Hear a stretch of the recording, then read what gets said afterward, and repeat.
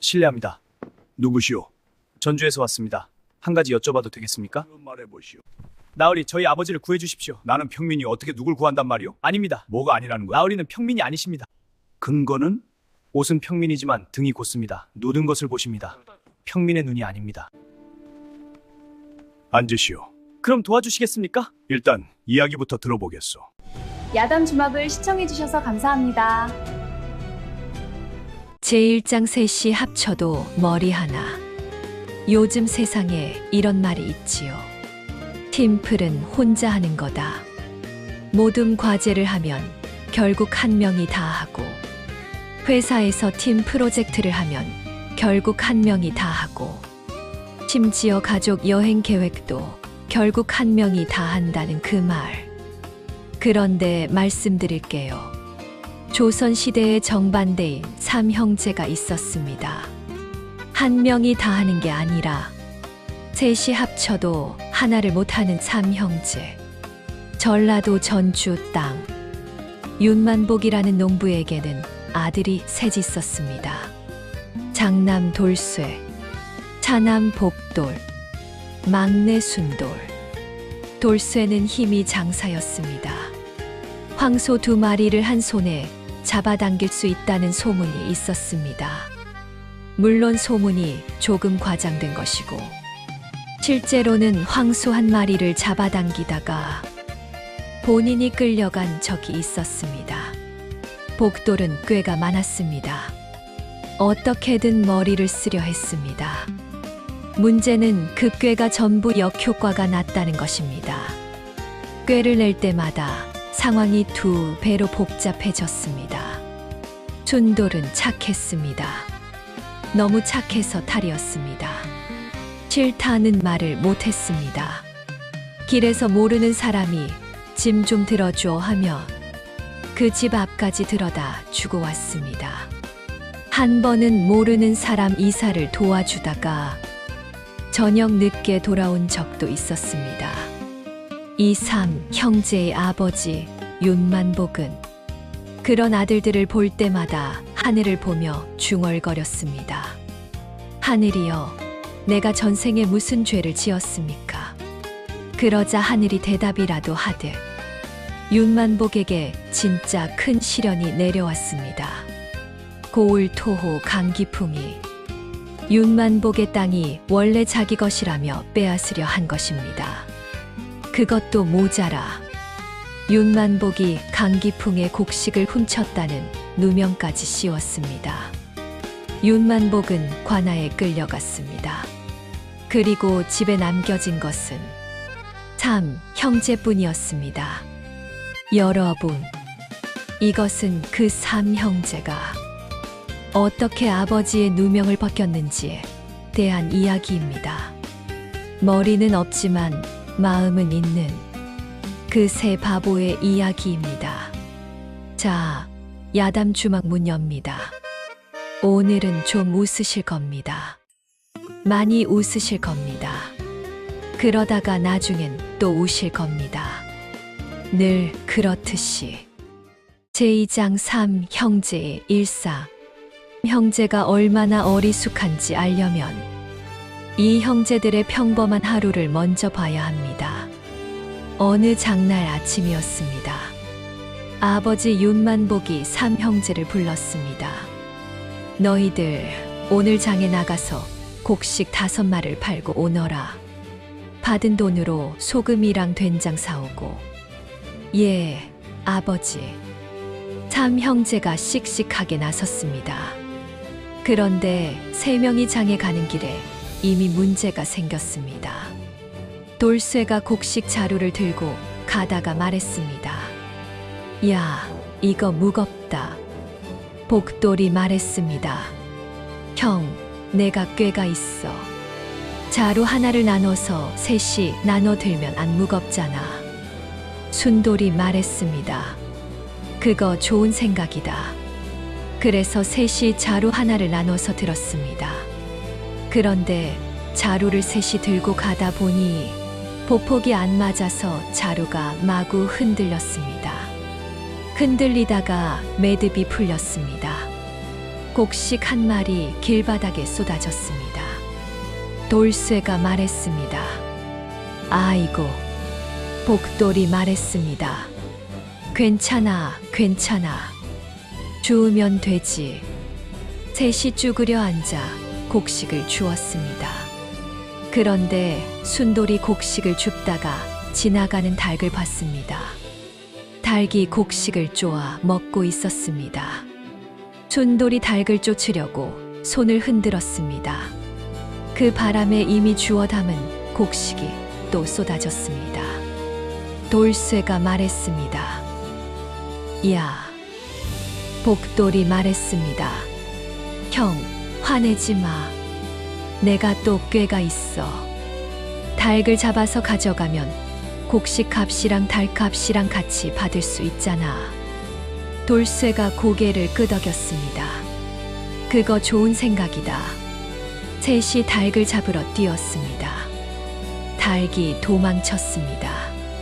참 형제가 논두렁을 뛰고 밭두렁을 뛰고 개울가를 뛰어다니며 닭을 쫓았습니다.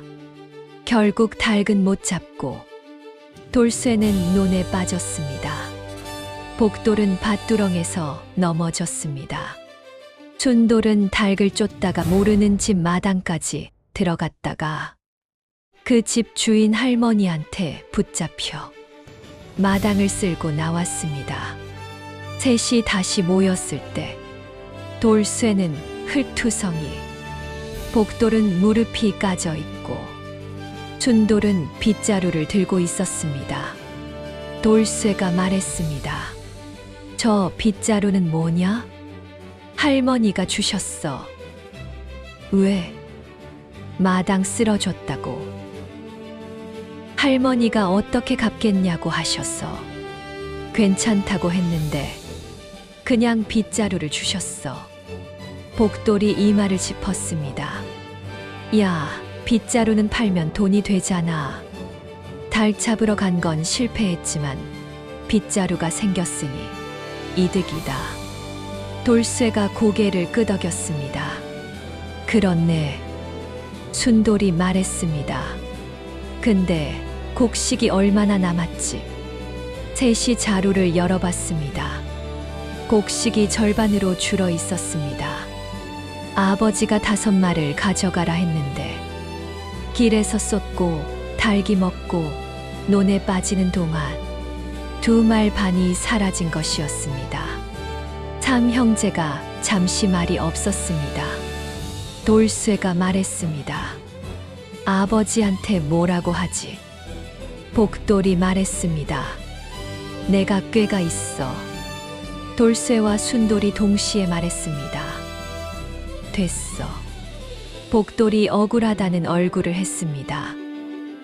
야, 왜?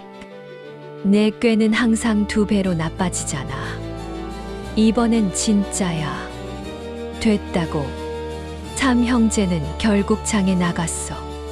반으로 줄어든 곡식을 팔고 빗자루도 팔고 겨우 소금 한 봉지만 사서 돌아왔습니다. 된장은 살 돈이 없었습니다. 아버지 윤만복이 물었습니다. 된장은? 왜 셋 다 아무 말이 없냐?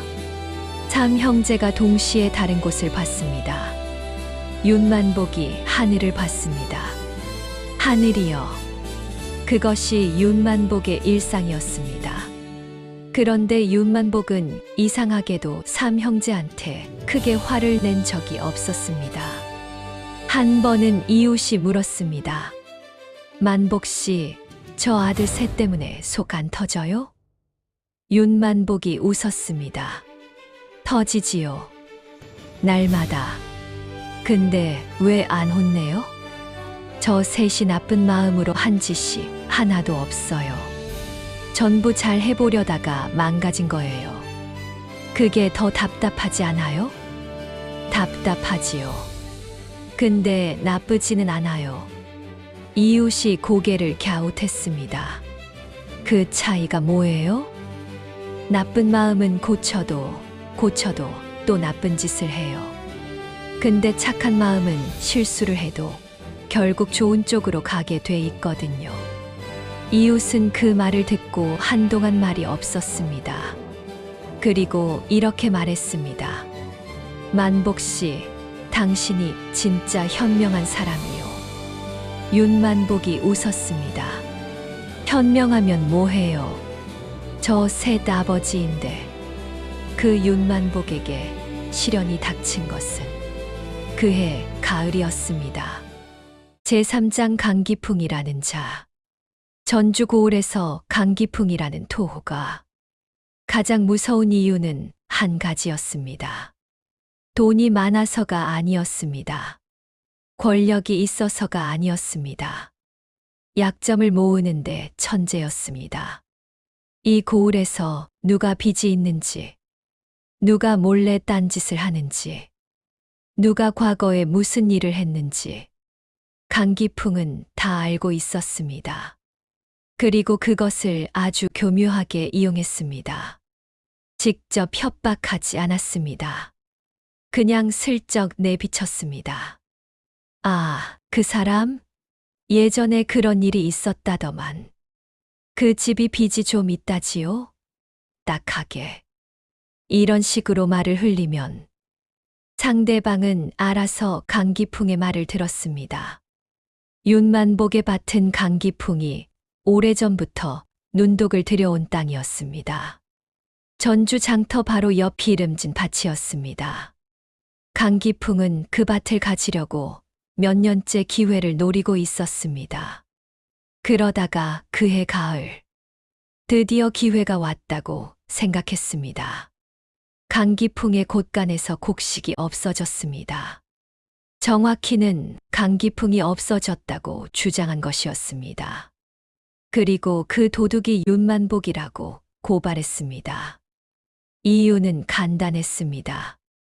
윤만복의 집이 강기풍 곳간 근처였고, 그날 밤 윤만복이 그 근처를 지나갔다는 목격자를 강기풍이 만들어냈기 때문이었습니다.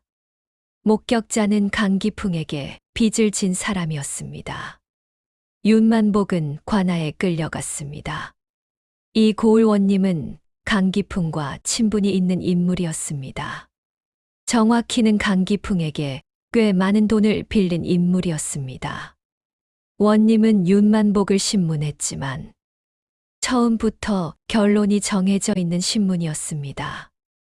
윤만복이 억울함을 호소했습니다. 나으리, 저는 그날 밤 집에 있었습니다. 세 아들이 증인입니다. 원님이 말했습니다. 가족은 증인이 될 수 없소. 그럼 어떻게 해야 합니까? 이미 목격자가 있소. 더 이상 할 말이 있소. 윤만복은 그 자리에서 할 말을 잃었습니다. 관아 밖에서는 삼형제가 기다리고 있었습니다. 아버지가 끌려 들어가는 것을 봤습니다. 돌쇠가 주먹을 쥐었습니다. 복돌이 이를 갈았습니다. 순돌은 그냥 울었습니다. 돌쇠가 말했습니다. 아버지를 구해야 한다. 복돌이 말했습니다. 그래. 내가 꾀를 낼게. 돌쇠와 순돌이 동시에 말했습니다. 됐어. 야, 왜 또? 저번에 꾀 내다가 곡식 2말 반 날렸잖아. 그건 닭 때문이었다고. 그전에는? 그건. 그전전에는? 복돌이 입을 다물었습니다. 순돌이 훌쩍이며 말했습니다. 그래도 복돌이 형 꾀가 가끔은 맞기도 했잖아. 복돌이 순돌을 봤습니다. 순돌아, 고마워. 아니야, 형. 돌쇠가 한숨을 쉬었습니다. 그래, 알겠어. 다 같이 생각하자. 셋이 합치면 하나는 나오겠지. 복돌이 말했습니다. 셋이 합치면 하나라는 게 좀 적은 것 같긴 한데. 됐고, 생각하자. 삼형제가 관아 앞 나무 밑에 쭈그려 앉아서 생각을 시작했습니다. 한참이 지났습니다. 돌쇠가 말했습니다. 강기풍을 혼내주면 된다. 복돌이 말했습니다. 어떻게? 돌쇠가 말했습니다. 모르겠다. 복돌이 말했습니다. 내가 꾀를 내자면. 돌쇠가 말했습니다. 말해봐. 복돌이 말했습니다. 강기풍 곳간에 진짜로 도둑이 들게 만드는 거야. 그러면 아버지가 누명을 벗잖아. 돌쇠가 잠시 생각했습니다. 그럼 우리가 도둑이 되는 거잖아. 아니, 우리가 도둑이 되는 게 아니라 우리가 도둑질하는 거잖아. 그건 됐다. 순돌이 말했습니다. 근데 형들, 아버지가 그날 밤 정말 어디 있었어? 돌쇠가 말했습니다. 집에 있었잖아. 나랑 같이 있었는데. 순돌이 말했습니다. 그럼 증거가 있어야 하는 거 아냐? 아버지가 집에 있었다는 증거. 삼형제가 잠시 말이 없었습니다. 그리고 복돌이 말했습니다. 그러고 보니까 그날 밤에 이웃집 최 노인이 우리 집 앞을 지나갔잖아. 돌쇠가 눈을 크게 떴습니다. 맞아. 아버지가 최 노인이랑 잠깐 얘기하셨잖아. 순돌이 말했습니다. 그럼 최 노인한테 가면 되잖아. 삼형제가 벌떡 일어났습니다. 그리고 동시에 뛰기 시작했습니다. 세 명이 좁은 골목을 동시에 뛰다가 골목 어귀에서 동시에 걸렸습니다. 셋이 나란히 껴서 못 나갔습니다. 잠시 옥신각신하다가 순돌이 먼저 나오고 그 다음 복돌, 그 다음 돌쇠 순서로 겨우 빠져나왔습니다. 골목에서 지켜보던 동네 아이가 말했습니다. 저 형들 뭐야? 옆 아이가 말했습니다. 윤 영감네 아들들이래. 저러다 뭔 일 할 수 있어? 모르겠어. 삼형제는 아랑곳하지 않고 최 노인 집으로 달려갔습니다. 제사장 바보 삼 형제의 작전. 최 노인은 전주고을에서 50년을 살아온 70살 노인이었습니다. 성격이 곧고 거짓말을 싫어하는 분이었습니다. 삼형제가 헐레벌떡 뛰어와 무릎을 꿇었습니다. 돌쇠가 말했습니다. 어르신, 저희 아버지가 억울한 누명을 썼습니다. 그날 밤 아버지가 집에 계셨다는 것을 어르신이 증언해 주십시오. 최 노인이 고개를 끄덕였습니다. 알고 있다. 나도 그날 밤 윤서방이 집 앞에 있는 걸 봤으니까. 삼형제가 눈이 반짝였습니다. 그럼 관아에 가서 말씀해 주시겠습니까? 최 노인의 표정이 굳었습니다. 그게 문제다. 왜요? 강기풍 그 자식이 나한테도 손을 써놨어. 어떻게요? 최 노인이 한숨을 쉬었습니다. 내 아들이 한양에서 장사를 하는데 강기풍이 그 아들한테 빚을 쥐고 있어. 내가 관아에 가서 증언을 하면 아들 빚을 갚으라고 할 거야. 삼형제가 조용해졌습니다. 돌쇠가 말했습니다.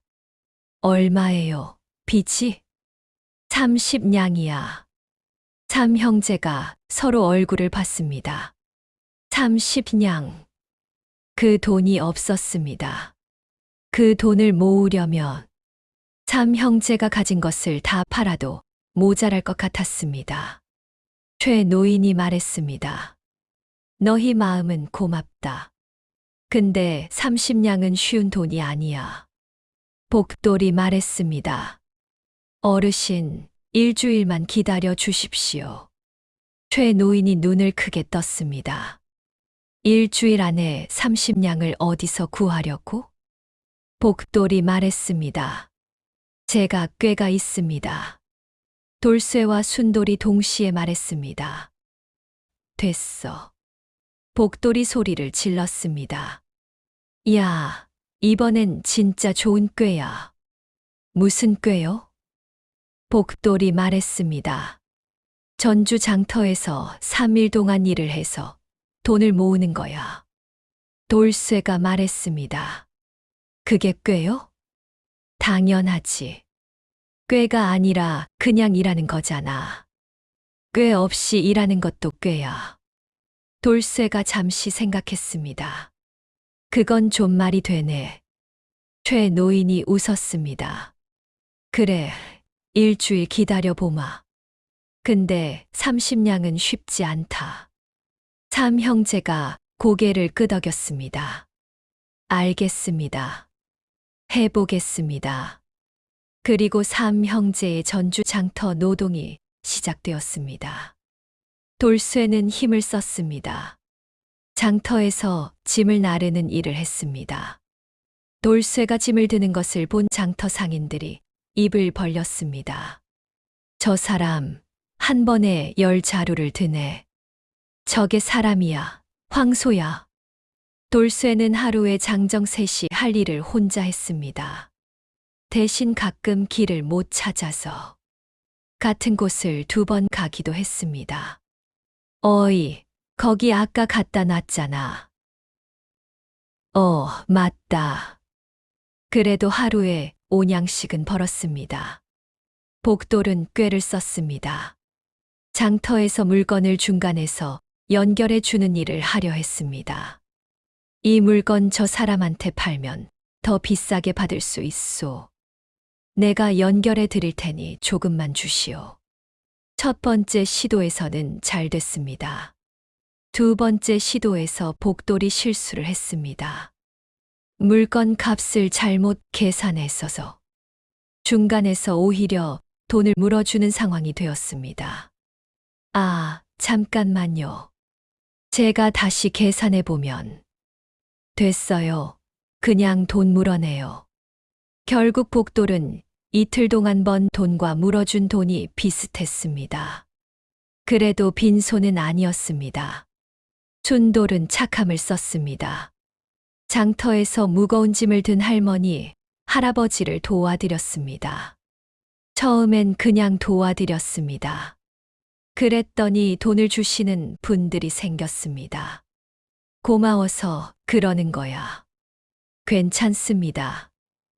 받아. 정말 괜찮습니다. 받으라고. 감사합니다. 춘돌은 하루에 2~3냥씩 벌었습니다. 3일이 지났습니다. 삼 형제가 모은 돈을 합쳤습니다. 돌쇠 15냥, 복돌 2냥 반, 춘돌 8냥, 합계 25냥 반, 5냥 반이 부족했습니다. 복돌이 말했습니다. 아직 나흘 남았으니까 충분해. 돌쇠가 말했습니다. 나는 더 할 수 있어. 순돌이 말했습니다. 나도.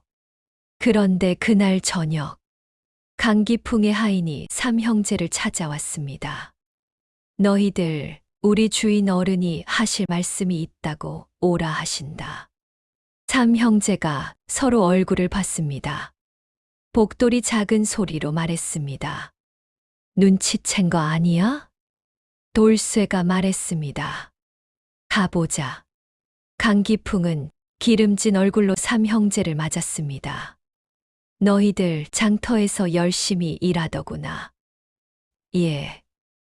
돈 모으는 거 봤다. 뭐에 쓸 건지 알겠더구나. 삼 형제가 입을 다물었습니다. 강기풍이 말했습니다. 착한 놈들이네. 그래, 내가 한 가지 제안을 하지. 너희 아버지 죄를 없던 일로 해줄 수 있어. 대신 너희 아버지 반 문서를 내 이름으로 고쳐주면 돼. 돌쇠가 말했습니다. 그건 안 됩니다. 강기풍이 눈을 가늘게 떴습니다. 안 된다고? 예. 그 밭은 할아버지 때부터 우리 밭입니다. 강기풍이 씩 웃었습니다. 그래. 그럼 너희 아버지는 계속 관아에 있어야겠구나. 참 형제가 나왔습니다. 돌쇠가 이를 악물었습니다. 복돌이 말했습니다. 이제 꾀를 쓸 때가 됐어. 돌쇠와 순돌이 말했습니다. 말해봐. 제오장 복돌의 진짜 꾀. 복돌이 꾀를 설명했습니다. 우리가 직접 움직이면 강기풍이 막아. 근데 강기풍이 막을 수 없는 사람이 있어. 누구?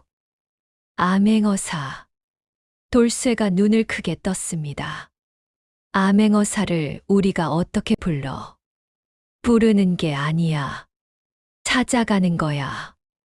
어디 있는데? 몰라. 모르면서 찾아가. 암행어사는 지금 어딘가 돌아다니고 있잖아. 전주 근처에 있다는 소문을 들었어. 장터에서 장사꾼들이 그 얘기하더라고. 돌쇠가 생각했습니다. 소문을 따라가는 거야? 응. 그게 꾀야? 응. 돌쇠가 또 생각했습니다. 일단 말은 되네. 순돌이 말했습니다. 근데 어떻게 찾아요? 복돌이 말했습니다. 장터에서 제일 소문이 많은 사람을 찾아가면 돼. 소문 많은 사람이 어디서 무슨 일이 있는지 다 알거든. 삼 형제는 이튿날 새벽 일찍 전주 장터로 나갔습니다. 장터에서 제일 소문이 많은 사람. 그것은 장터 한쪽에서 국밥집을 하는 옥분 어멈이었습니다. 옥분 어멈은 이 전주 장터에서 30년째 국밥을 파는 사람으로 손님이 오면 국밥 한 그릇에 소문 10개씩 얹어주는 것으로 유명했습니다. 삼 형제가 국밥집 앞에 앉았습니다. 옥분 어멈이 국밥을 내오며 말했습니다. 아이고, 윤서방 아들들 아니야? 아버지가 관아에 잡혀갔다며? 예, 어멈. 억울하다는 말 다 들었어. 강기풍, 그 자식 진짜. 옥분 어멈이 목소리를 낮췄습니다. 복돌아, 나 그 자식한테 할 말 있어. 우리 남편도 그 자식한테 한 번 당했거든. 복돌이 귀를 쫑긋 세웠습니다. 어멈, 혹시 암행어사가 전주 근처에 있다는 소문 들으셨어요? 옥분 어멈이 잠시 두리번거리더니 목소리를 더 낮췄습니다. 들었어. 어디요? 완주 쪽에 있다는 얘기를 들었는데 확실하진 않아. 근데 있잖아. 며칠 전에 여기 장터에 낯선 양반 하나가 왔었거든. 차림은 평민인데 눈빛이 영 달랐어.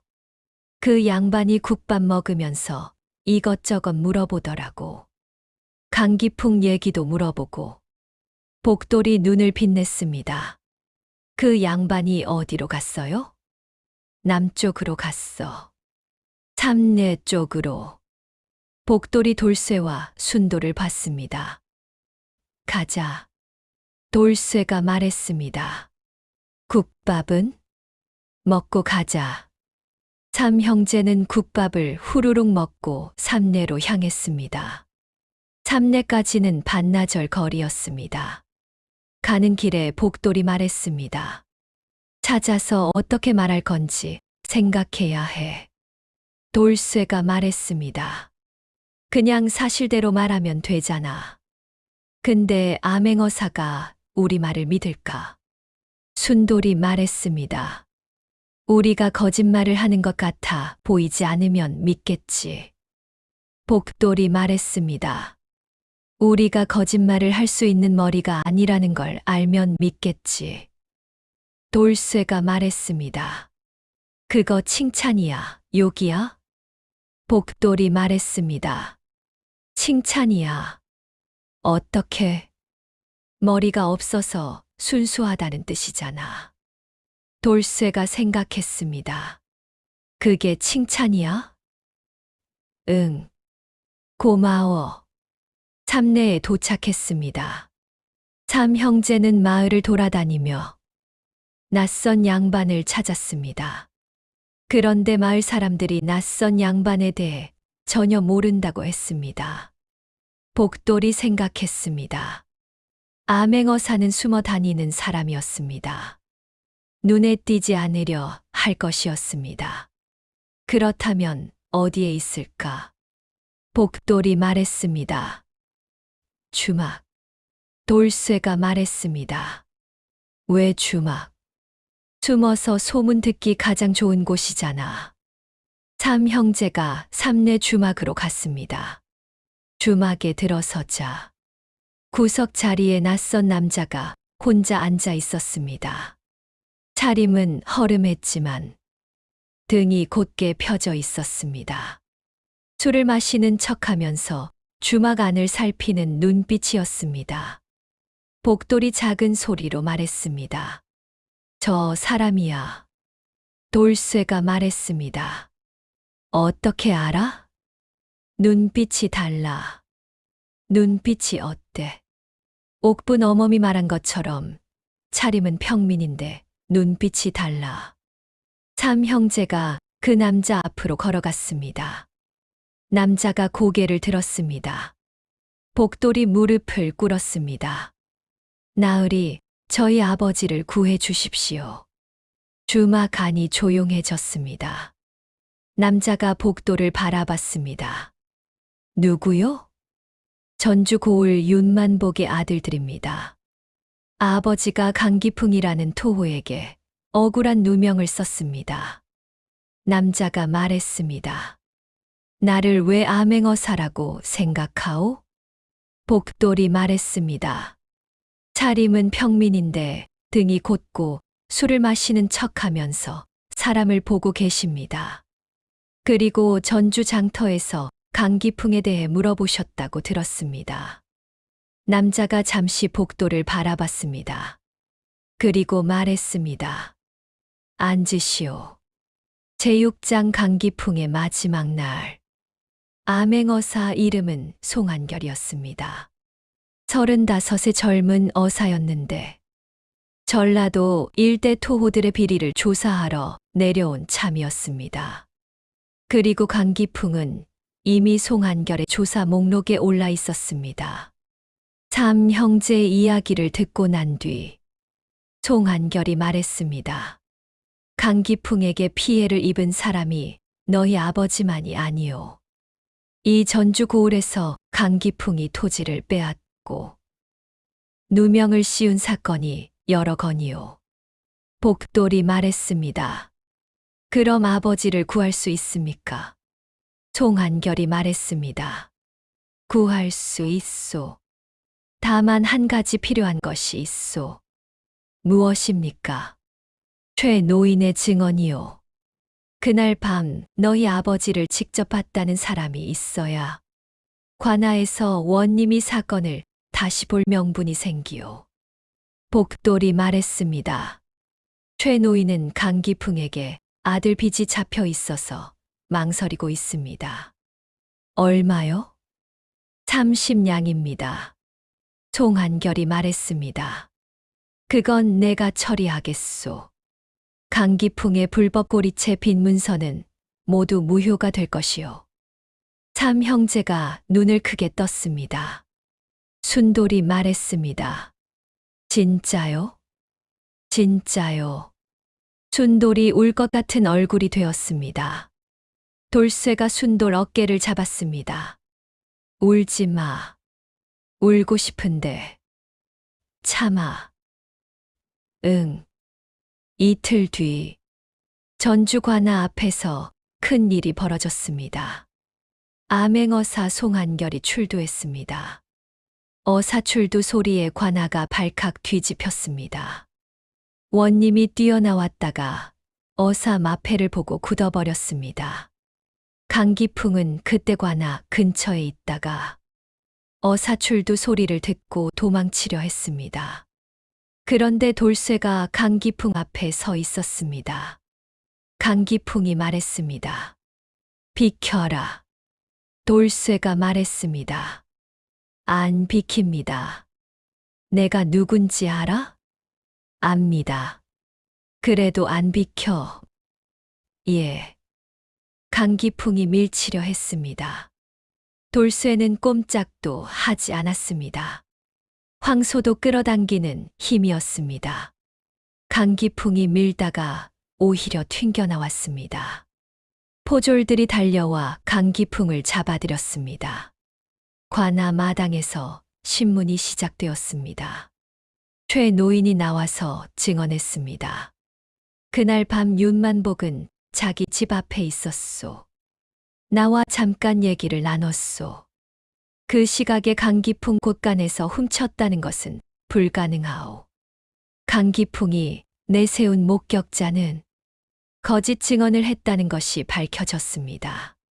강기풍에게 빚을 진 사람이었기에 그 빚 문서가 증거로 제시되었습니다. 원님은 그 자리에서 파직되었습니다. 강기풍은 그동안 빼앗은 토지와 불법으로 거둬들인 돈에 대해 조사를 받기 위해 압송되었습니다. 윤만복이 풀려났습니다. 관아 마당에서 아들 셋이 아버지를 기다리고 있었습니다. 윤만복이 문을 열고 나오다 세 아들을 보고 멈췄습니다. 너희들이 한 거냐? 삼 형제가 대답했습니다. 저희가 했습니다. 윤만복이 눈물이 났습니다. 어떻게 했어? 복돌이 말했습니다. 제가 꾀를 냈습니다. 돌쇠가 말했습니다. 형이 일해서 돈 벌었습니다. 순돌이 말했습니다. 저는 착하게 살았습니다. 윤만복이 웃으면서 울었습니다. 하늘이여. 그 말은 이전과 달랐습니다. 이전엔 한탄이었는데 이번엔 감사였습니다. 제7장 전주 장터의 봄. 강기풍이 잡혀가고 났어. 전주 고을에 봄이 왔습니다. 강기풍이 빼앗은 토지는 모두 원래 주인에게 돌아갔습니다. 윤만복의 밭도 돌아왔습니다. 할아버지 때부터 일군 기름진 밭이었습니다. 윤만복이 밭두렁에 서서 밭을 바라봤습니다. 삼 형제가 옆에 섰습니다. 윤만복이 말했습니다. 이 밭 보면 너희 할아버지 생각이 난다. 할아버지가 개간하셨잖아요. 그래. 돌 하나하나 치우면서 삼 형제가 밭을 바라봤습니다. 윤만복이 말했습니다. 너희들 이번에 고생 많았다. 아니에요, 아버지. 아니긴. 아버지가 다 알아. 장터에서 사흘 동안 일한 것도 알고, 삼내까지 걸어간 것도 알고, 삼 형제가 아무 말도 못했습니다. 윤만복이 말했습니다. 너희가 바보같이 보여도 아버지는 알아. 너희가 얼마나 좋은 놈들인지. 순돌이 울기 시작했습니다. 돌쇠가 순돌 어깨를 잡았습니다. 울지 마. 울고 싶은데 참아. 울어. 결국 돌쇠도 울었습니다. 복돌이 말했습니다. 저는 안 울어요. 그리고 3초 뒤에 복돌도 울었습니다. 윤만복이 아들 셋을 차례로 안아주었습니다. 잘했다. 셋 다. 그 뒤로도 삼 형제는 크게 달라지지 않았습니다. 돌쇠는 여전히 힘이 장사였고, 여전히 길을 가끔 헤맸습니다. 복돌은 여전히 꾀를 냈고, 그 꾀가 여전히 가끔 역효과를 냈습니다. 순돌은 여전히 착했고, 여전히 모르는 사람 이사를 도와주다가 늦게 들어왔습니다. 그런데 전주 장터 사람들이 이 삼 형제를 부르는 말이 바뀌었습니다. 이전엔 윤서방네 바보 삼 형제라고 불렀습니다.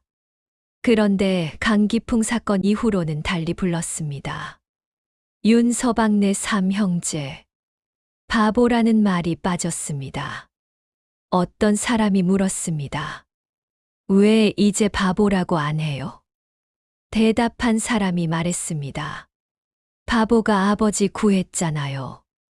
그래도 좀 어리숙하잖아요. 어리숙한 거랑 바보인 건 달라요. 어떻게 달라요? 바보는 몰라서 실수하는 거고, 어리숙한 건 알면서도 순수한 거거든요. 그 말이 전주 장터에 퍼졌습니다. 어리숙한 것과 바보인 것의 차이. 알면서도 순수한 것. 참 형제가 그런 사람들이었습니다. 암행어사 송한결이 전주를 떠나기 전날 참 형제를 불렀습니다. 너희들 이번 일에서 가장 잘한 것이 뭔지 아오? 복돌이 말했습니다. 제 꾀요? 송한결이 웃었습니다. 포기하지 않은 거요. 참 형제가 조용해졌습니다. 방법을 몰라도 움직였소. 돈이 없어도 벌러 나갔소. 두려워도 찾아왔소. 그게 가장 어려운 일이요. 복돌이 말했습니다. 근데 저희는 그냥 한 건데요. 그냥 한 게 제일 어려운 거요. 참 형제가 고개를 끄덕였습니다. 무슨 말인지 완전히 이해하진 못했지만 뭔가 좋은 말 같다는 건 알았습니다. 송한결이 떠나는 날, 참 형제가 배웅을 나갔습니다. 순돌이 말했습니다. 나으리, 다음에 또 전주 오시면 저희 집에 들르세요. 들르리다. 저희 어머니 밥솜씨가 좋아요. 그것도 고맙소. 근데 저희 형들이 같이 밥을 먹으면 좀 시끄러워요. 돌쇠가 말했습니다. 야. 복돌이 말했습니다. 솔직한 건 좋은데 선을 좀 지켜라. 순돌이 말했습니다. 사실이잖아. 송한결이 웃으며 말을 탔습니다. 그거 사실이라서 더 좋소. 말이 움직였습니다. 참 형제가 손을 흔들었습니다. 전주 장터에서는 그날도 사람들이 오가고 있었습니다. 돌쇠가 말했습니다. 배고프다. 복돌이 말했습니다. 밥 먹으러 가자. 순돌이 말했습니다. 응. 셋이 나란히 집으로 걸어갔습니다. 어리숙하고 순수하고 착한 셋이. 사람들이 그 뒷모습을 보며 웃었습니다. 따뜻한 웃음이었습니다. 자, 오늘 야담 주막 이야기 어떠셨습니까? 세상을 바꾸는 건 머리가 좋은 사람이 아닐 때도 있습니다. 방법을 몰라도 그냥 움직이는 사람. 두려워도 그냥 나서는 사람. 계산 없이 그냥 좋은 마음으로 하는 사람. 그런 사람이 때로는 세상에서 가장 강한 사람입니다. 지금 이 순간 어리숙하고 서툴러도 포기하지 않고 있는 분들께 이 이야기를 바칩니다. 오늘도 야담 주막이 작은 용기가 되셨다면 좋아요 한번, 구독 한번 눌러주십시오. 여러분의 댓글 하나하나를 주인장이 직접 읽겠습니다. 감사합니다. 야담 주막이었습니다.